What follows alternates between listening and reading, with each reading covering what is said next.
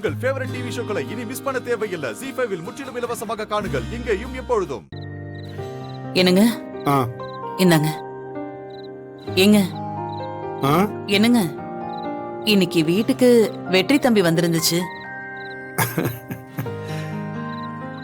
அந்த பையன் அவன் தங்கச்சி இங்க கல்யாணம் பண்ணி வந்ததுல இருந்து கோவமா இருந்தான். இப்போ பரவாயில்ல. உன் ஃப்ரெண்ட் இல்ல? ஆமாங்க. அவ வளர்ந்திருந்தாலும் குழந்தை மாதிரி தான். ஆமா ஆமா.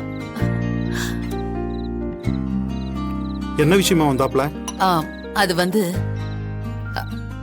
அவன் ஒரு விஷயம் கேட்டான். நம்ம தியாவுக்கு ஸ்கூலுக்கு போற வயசாயிடுச்சுல, அவளை ஸ்கூல்ல சேர்த்து விடலாமான்னு கேட்டான். ஆமா, இந்த விஷயம் நமக்கு தெரியாம போயிருச்சே. அந்த பையன் சொன்னது சரிதானே? ஆனா நம்ம துளசி தாங்க உடனே வேணான்னுட்டா. ஏன்? ஆமா, வெற்றி தம்பி பள்ளிக்கூடத்துல சேர்க்கறதுக்கு ஏதாவது ஹெல்ப் பண்ணவான்னு கேட்டுச்சு. உங்க பொண்ணு மூஞ்சில அடிச்ச மாதிரி அவங்க கிட்ட சொல்லிட்டா வேண்டான்னு. வெற்றிகிட்ட பணம் வாங்குறதுல அவளுக்கு சுயமரியாதை தடுக்குது. என் குணம் அப்படியே இருக்கு. அது கெட்ட குணம், மாத்திக்கணும். சரி, நாளைக்கு நம்ம போய் ஏதாவது பள்ளிக்கூடம் பார்த்துட்டு வந்துடலாம். பாக்கலாங்க. அப்ப நாம ஒண்ணு பண்ணலாங்க. நம்ம ரகுவோட பையன் போற ஸ்கூல் இருக்குல்ல, அங்கேயே போய் பேசிட்டு வந்துருவோம். வேண்டாம் வேண்டாம். என்னாச்சு? ரெண்டு குழந்தைங்களும் ஒரே ஸ்கூல்ல படிச்சா நல்லது தானே? ஒன்னா போவாங்க, ஒன்னா வந்துருவாங்க. ஈஸி தானங்க? செல்லாம் சரிதான். ஆனா அந்த குழந்தை நம்ம வீட்டுக்கு வந்ததுக்காக இல்ல லட்சுமி, வேண்டாம். அவ எவ்வளவு பெரிய கோடீஸ்வரி குழந்தை, எப்படி வளர்ந்தது, எப்படி எல்லாம் படிச்சிருக்கணும். இன்னைக்கு அப்பாவும் இல்லாம, அம்மாவும் இல்லாம, பாட்டி இல்லாம, ஏதோ அனாத மாதிரி நம்ம வீட்டுல வந்து உட்கார்ந்துருக்கு. அந்த பாட்டி ஆஸ்பத்திரியில நம்ம துளசி கைய பிடிச்சு பாத்துக்குமான்னு சொன்னது இன்னும் என் கண்ணு முன்னாடியே இருக்கு. அது பாத்துக்கன்னு சொன்னது என்ன? சோறு துணிமணி கொடுக்கறதா? இல்ல, இன்னைக்கு அவங்க மேல போயிட்டாங்க.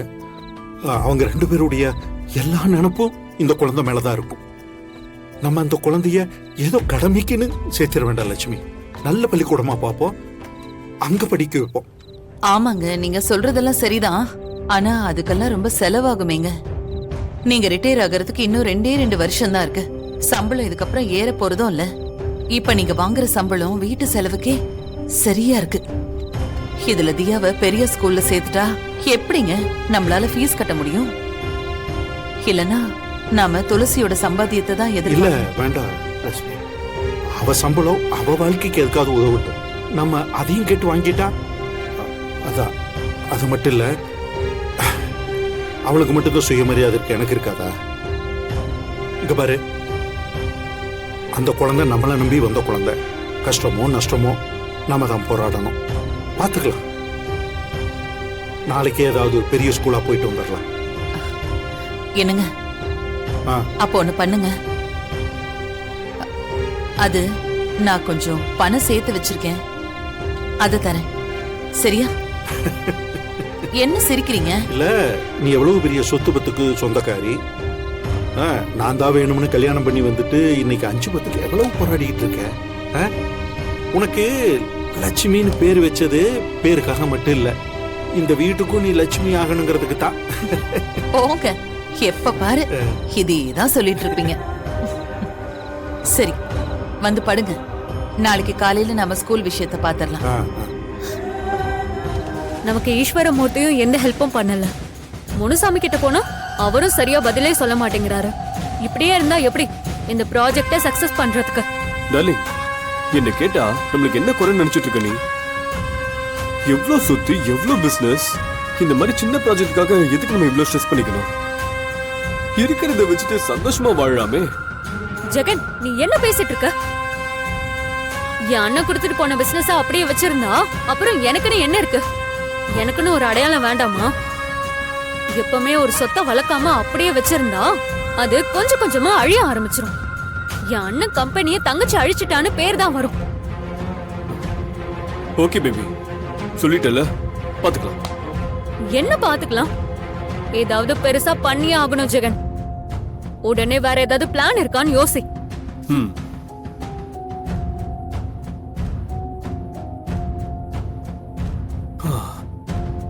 அட அட அட உன் புருஷன் நல்லா இருக்கணும், சொத்து எல்லாத்தையும் அனுபவிக்கணும்னு எவ்வளவு பெரிய பிளான போடுற. உன்ன மாதிரி ஒரு பொண்டாட்டி கிடைக்க நான் கொடுத்து வச்சிருக்கணும். Love you baby. நீ என்ன திட்டம் போட்டாலும் அது எனக்கு தான் லாபம். சார், நீங்களும் எக்ஸ்எம்எல்ஏ ஈஸ்வரமூர்த்தியும் ஏற்கனவே ஃப்ரெண்ட்ஸ் தானே? உங்களுக்கு எப்படி பெரிய மக்கள் செல்வாக்கு இருக்கோ அதே அளவுக்கு ஈஸ்வரமூர்த்தி சார்கிட்டயும் இருக்கு. நீங்க 2 பேரும் திரும்ப ஒண்ணு சேர்ந்தா அது உங்களுக்கு மட்டும் இல்ல, இந்த சொசைட்டிக்கே ரொம்ப நல்லது சார். சார், அரசியல்ல எதிரியோ நண்பனோ நிரந்தரம் இல்ல சார். நண்பன் எதிரி ஆகுறதும் எதிரி நண்பன் ஆகுறதும் அரசியல் யுக்தின்னு சொல்லுவாங்க. இப்ப நீங்க 2 பேரும் ஒண்ணு சேர்ந்தீங்கன்னா உங்க ஓட்டு அவருக்கு கிடைக்கும், அவரோட ஓட்டு உங்களுக்கு கிடைக்கும். நீங்க ஈஸியா எம்பி ஆகி சென்ட்ரலுக்கு போயிடலாம். ஏன் சென்ட்ரல் மினிஸ்டர் ஆக கூட வாய்ப்பு இருக்கு. அதே மாதிரி அவரும் உங்க தயவுல எம்எல்ஏ ஆகி மினிஸ்டர் ஆயிடுவாரு. சார், நல்லா யோசிச்சு முடிவு பண்ணுங்க சார். நீங்க சொல்ற கணக்கெல்லாம் எனக்கும் தெரியும். ஆனா அதுக்கெல்லாம் அந்த ஈஸ்வரமூர்த்தி ஒத்துக்க மாட்டானே. கொஞ்சம் இறங்கி போனா ரொம்ப முரண்டு பிடிப்பான். நான் அவனை ஃப்ரெண்டா தான் பார்த்தேன். ஆனா அவனுக்கு கீழே வேலை செய்யற ஒரு ஆளா தான் வச்சிருந்தான். அந்த ஈகோல தான் நாங்க 2 பேரும் பிரிஞ்சோம். அதனால இதெல்லாம் ஒத்து வராது. நீங்க கிளம்புங்க. சார் சார், ஒத்து வராதுன்னு சொன்னா எப்படி சார்? ஒரே ஒரு தடவை முயற்சி பண்ணி பார்க்கலாமே. ஒருவேளை அவர் இறங்கி வந்தா நம்ம எல்லாருக்கும் நல்லது தானே?